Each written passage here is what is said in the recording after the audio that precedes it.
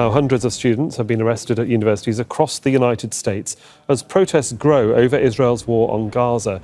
They're demanding educational institutions divest in companies they say are complicit in genocide. Let's cross over to Teresa Bow, joining us from Columbia University in New York. And Teresa, it does seem that there is a message now from the university president to the students. Well, that's correct. We're right side Columbia University. We're not allowed to go inside, mostly because only ID holders are allowed to do so. There's lots of security out here. There's hundreds of students that remain inside in this sit-in, an encampment, saying that they want to shed light on the war on Gaza, to what is happening on Gaza. They want universities to stop investments in companies that profit from the war on Gaza, and those are their demands. What is happening here in Columbia University has inspired many universities across the country, currently on the edge on how to respond to the student protests that are happening across the country, calling law enforcement, suspending students, among other things. There's been negotiations ongoing between the students and the university.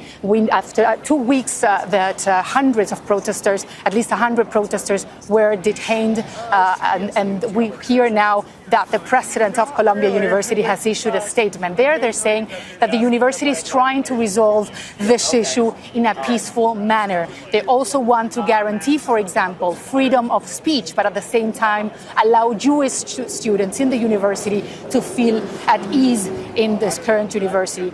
She also mentions in this statement that the university won't divest from Israel. However, what she's also saying is that they're open for new suggestions and to discuss other possibilities on divestment matters, investment matters of Columbia University. We're also being told, Al Jazeera has been told, that the students that remain inside have been told that they need to abandon the sit-in by 2 p.m. local time. That's about in 3 hours' time here. It's not clear what will happen then. Some of them believe that they could be suspended. We do not know what is going to happen. But what students are saying is that they have the right to civil disobedience. This is a long history. It's a long history in U.S. University of doing something like this back in the 1960s, during the Vietnam War.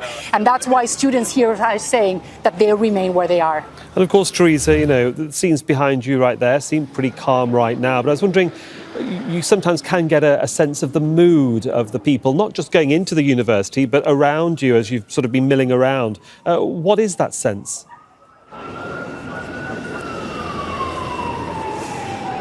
Well, I've been in New York for a day, I have to tell you, and I've been going around several universities across the city. You go downtown, for example, there's students there, again, shedding light on the war on Gaza, asking universities to stop investments on companies that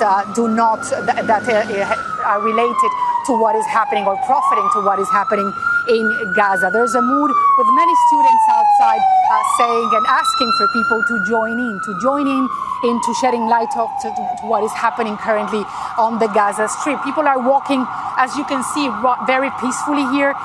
Journalists are not allowed to go into the campus right now. We believe that we'll be allowed to do so later on. We've seen some people here wearing a keffiyeh, as you can see, just outside the university.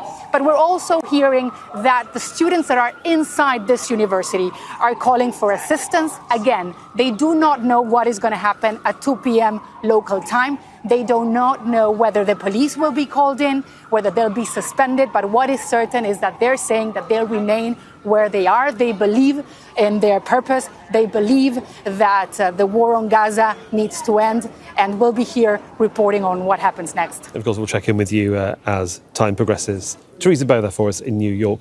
Let's cross over now to Shihab Rattansi. He's at George Washington University in DC. And Shihab, the Capitol Police very careful in the way they've been handling the student protests where you are.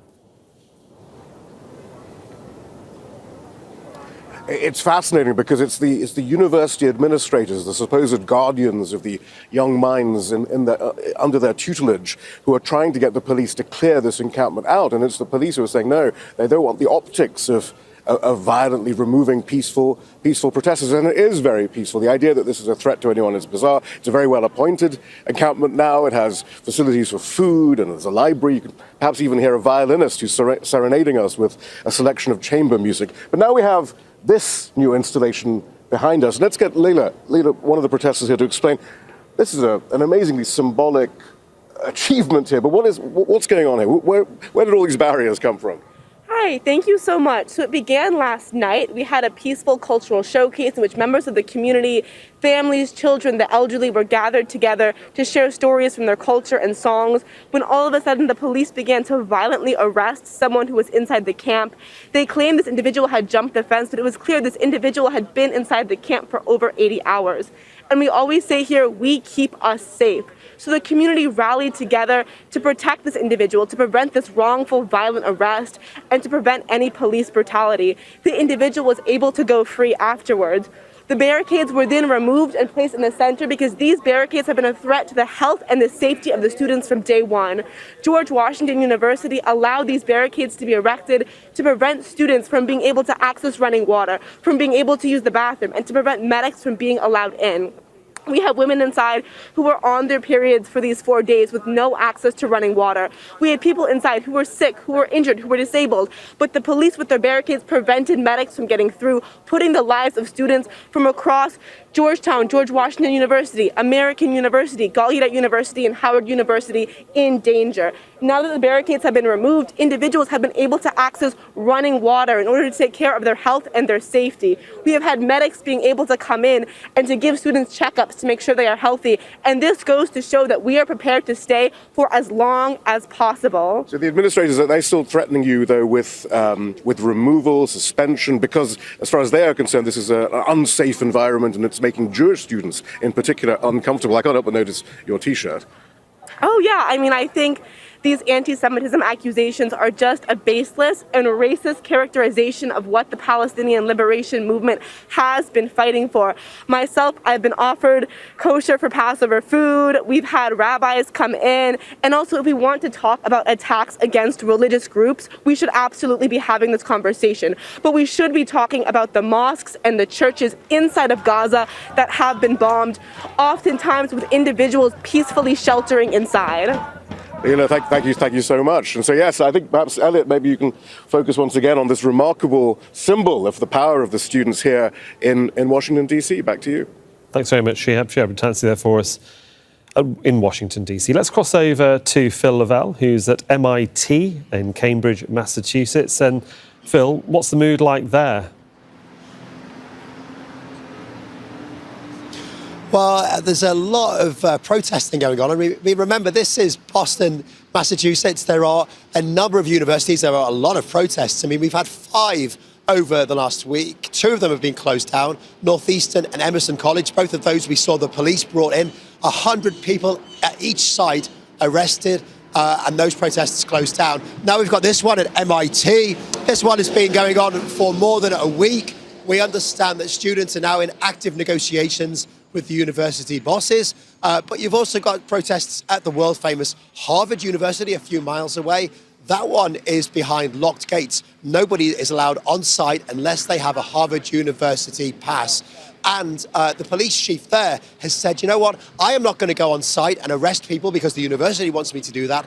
I'm only going to get involved if there is violence or there is damage to property. But the university, at the Harvard University, is saying to these students, you may face disciplinary action, including not getting your degrees. And then we've got Tufts University, where we are told that at some point today, a process of ending that encampment will begin. Will that mean that the police are involved? Will it mean more negotiations? We don't know, but obviously we're watching that one very closely. But bringing it back here to MIT, I've got with me Zeno, who's one of the protesters here. Now, you've got a really interesting perspective here because you were actually arrested at Emerson College, and now you're here. Like, what happened there? Absolutely. Yes, I'm Zeno. I'm a grad student, an organizer for the Graduate Students for Palestine. So what happened is Emerson is one of our sibling colleges. We organize, all all of the colleges in this local area in Boston and Cambridge, we work in sync and tandem. And so we launched our encampment over a week ago, Sunday night, with Emerson and Tufts. And so we've been in close contact with those at Emerson. And so we support each other when we need each other. And Emerson gave us a call the other night. I was kind of overseeing a night shift and doing a night watch. About 11 at night, I got a call that, hey, Emerson needs help. They called in the state troopers. So myself and about 10 other MIT students at this campus took a couple Lyfts and Ubers, and we went over to Emerson, which is across the bridge on the Boston side. Now, Emerson set up an encampment in an alley, and there's two sides to that alley. And so one side of the alley, they were saying was more higher risk because the cops were collecting on that side of the alley. So I had the MIT on the more moderate risk side, basically doing a support rally where there were no cops. A few counter protesters, but no cops. So myself and a few other cheer and rally leads, we started taking over the megaphone and doing, Free Palestine, our cheer choreograph. And everything was good. We had some folks locking arms on that side of the alley, but again, no cop presence. And then all of a sudden, all the state troopers pulled up with all of their vans to load us up in. And we all got quiet because we had a cop liaison. That cop liaison approached the lead cop. The lead cop came out there and he said, I don't care what you're protesting about. I'm not on any side. I'm neutral, but you have to leave because there's fire code violations, you're disturbing the peace, et cetera, et cetera. At that point in time, our cop liaison turned around to our cheerlead at the time and said, continue the cheers. And he lifted up the megaphone, and the cop was about 5 feet away from him, and he said, free Palestine, straight to the cop. And I pissed all the cops off, and they rushed us, and they started slamming us to the ground. All right, we've got to watch the language because we're live on television. Oh, apologies. They started slamming us against the wall, slamming us on the ground, many injuries. Myself, I was slammed against a brick wall. I was standing on a public sidewalk. I was slammed, and we were just linked arms with the rest of our friends and students there. They were picking and choosing who to arrest. They chose me, slammed me against the brick wall behind me, put my hands behind my back, and then lifted up my arms real high. And I'm telling the guy, hey, I have a connective tissue disorder, and he didn't care. He just kept lifting up my arms, slammed me on the ground, and then arrested me. Okay, thanks for giving your account. Really appreciate it. And as you can see, the police are on site. They're keeping a distance, but as of course, we don't know how this will develop over the coming hours. Phil Lavella for us in Cambridge, Massachusetts at MIT. Thank you. Make sure to subscribe to our channel to get the latest news from Al Jazeera.